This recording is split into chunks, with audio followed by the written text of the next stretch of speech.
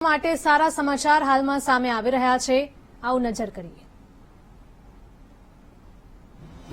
સાબરકાંઠાના અરવલ્લી જિલ્લાના ખેડૂતો માટે સારા સમાચાર મળી રહ્યા છે। સાબર ડેરીએ દૂધના ભાવમાં વધારો કરતા પશુપાલકોમાં ખુશીનો માહોલ જોવા મળી રહ્યો છે। કિલો ફેટે ₹10નો વધારો કરવામાં આવ્યો છે।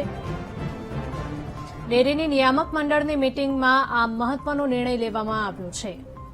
તો 3,50,000 પશુપાલકોને સીધો જ આનો ફાયદો મળશે તેવી પણ વાત સામે આવી રહી છે।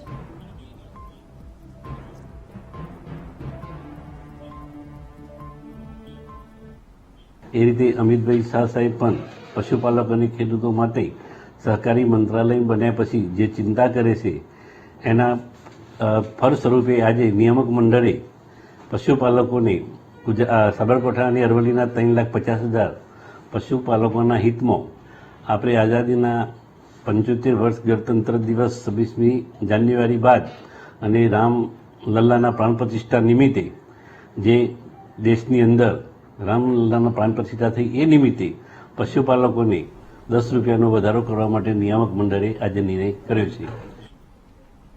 અને હવે વાત